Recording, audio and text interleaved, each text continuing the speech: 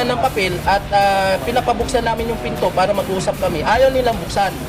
Kailanman, hindi naging kanila to. Ang may-ari nito, Maysilo Estate at kami yun.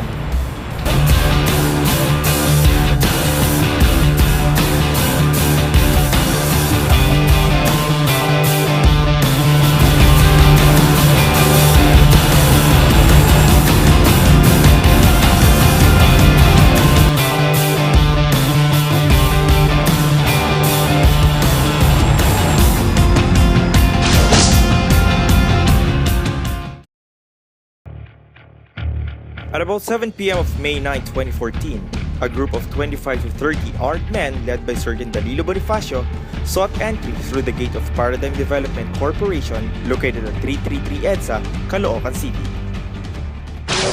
Kailanman, hindi naging kanila to. Ang may-ari nito, Maysilo Estate at kami yun.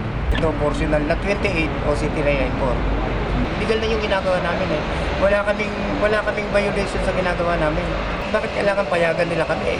Kami nga ang may-ari nito, hindi sila. Pero itong property na to, kaya kong i-provehan na amin. Ay, ito may complainant na nagpunta sa atin doon, walk-in complainant, at sinasabi niya na ang kanyang mga empleyado ay ayaw palabasin dito. So, inaksyonan natin, nung hanapan natin sila ng papel at pinapabuksan namin yung pinto para mag-usap kami, ayaw nilang buksan. So ang pinakita lang nila ay itong papel na parang nag-i-inform lang sa atin na sila ang may-ari, pero wala po silang rate of possession, rate of execution, saka lalong-lalo na yung court order na tinatawag natin. Kung mag-implement ka ng any court order, dapat ang mag-implement yan ay sheriff.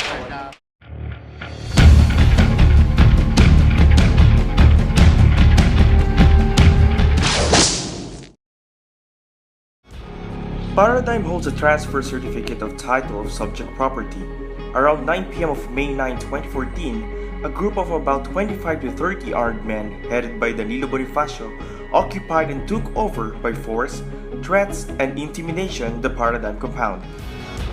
This was immediately reported to the barangay official to ask for assistance, but the barangay official said that there was a coordination made by the people who occupied and took over the subject property. Assistance was also sought from the nearest police community present at Tadangsora Corner Tirad Pass and Substation 1. The officer on duty said he knew that there would be a takeover of the subject property and it was covered by proper documents. When requested to produce the documents, the officer on duty said that a certain Major Medina held the documents. Finally, the incident was reported directly to the Chief of Police of Caloocan City, who promptly ordered his men to arrest the persons who illegally and forcibly took over the subject property.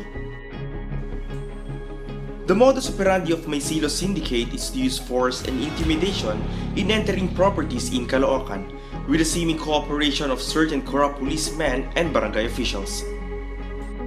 Based on testimonies and documentary evidence, the case is being investigated by the National Bureau of Investigation for the following offenses: grave coercion, illegal trespass to dwelling, usurpation of authority, serious illegal detention in relation to Republic Act 7610, illegal possession of firearms committed by Danilo Bonifacio and the Maysilo Estate Syndicate during their unlawful taking of property on May 9, 2014.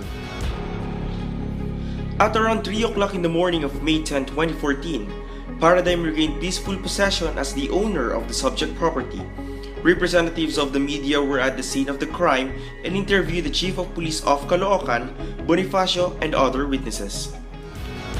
The armed men underwent inquest proceeding on May 11, 2014 and were charged surprisingly with illegal trespass to dwelling, while Bonifacio was on hospital arrest and did not undergo inquest proceedings and was never charged of any crime. Unfortunately, the armed men were released because the arresting officers did not sign the affidavits charging them of the crime of illegal possession of firearms.